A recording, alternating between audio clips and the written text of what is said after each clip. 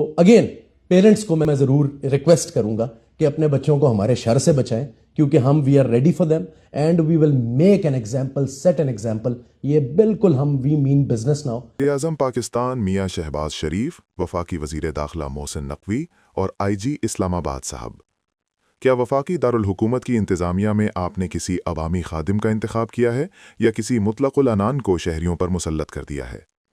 اسلام آباد کے شہری آج یہ پوچھنے میں حق بجانب ہیں کہ کیا نظم و ضبط کے قیام کے لیے قانون کی زبان کافی نہیں تھی، جو ایک سرکاری افسر سر عام عوام کو اپنے دھمکیوں سے ڈرانے پر اتر آیا ہے؟ آئیے ذرا سنتے ہیں کہ دارالحکومت میں قانون کے نام پر یہ حاکمانہ مزاج کیسے ڈھایا جا رہا ہے.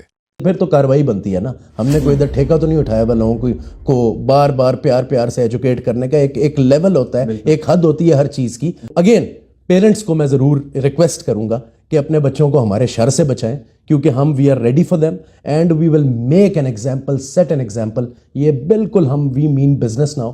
اب بھی اگر کوئی ایسے ناسور کرمنل مائنڈڈ ایلیمنٹس موجود ہیں، ان کے خلاف ایکشن ہونا چاہیے، بھرپور ایکشن ہونا چاہیے، اور بلا تفریق، بلا کسی ایج کو دیکھے ہوئے ہونا چاہیے.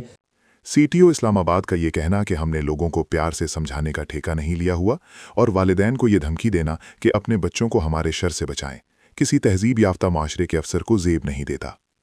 اصلاح احوال اور جرم کا خاتمہ پولیس کی ذمہ داری ہے، لیکن کیا اس کے لیے شہریوں کو کیڑے مکوڑے سمجھنا اور ان کا مستقبل تاحیات لائسنس کی منسوخی جیسے اقدامات سے داؤ پر لگا دینا جائز ہے؟ یہ لہجہ اصلاح کا نہیں بلکہ طاقت کے ذہن میں بفرے ہوئے ایک ظالم وقت کا دکھائی دیتا ہے. جناب عالی، ایک طرف اعتراف کیا جا رہا ہے کہ نفری کم ہے اور دباؤ زیادہ، تو کیا اس ذہنی تناؤ کا بدلہ شہر کے نوجوانوں اور ان کے والدین سے لیا جائے گا؟ ون ویلنگ یقیناً ایک خطرناک عمل ہے، مگر اسے روکنے کے لیے ڈرونز، ڈبل ناکوں اور ایف آئی آرز کے جال بننا اور پھر اس پر فخر کرنا یہ ظاہر کرتا ہے کہ ترجیح جان بچانا نہیں بلکہ خوف کی فضا قائم کرنا ہے. کیا ریاست اب والدین کو محض اس لیے جیلوں میں ڈالے گی کہ وہ اپنے بچوں کی ہر حرکت پر پہرا نہیں دے سکے؟ حقیقت یہ ہے کہ اس ملک کی عوام پہلے ہی مہنگائی، ٹیکسوں اور معاشی بدحالی کے بوجھ تلے سے سک رہی ہے. ایسے میں سرکاری کرسیوں پر بیٹھے نئے مطلق العنانوں کی ہر تھرمی عوام کے زخموں پر نمک پاشی کے مترادف ہے. ریاست کو چاہیے کہ وہ شہریوں کے لیے شر نہیں بلکہ خیر کا باعث بنے.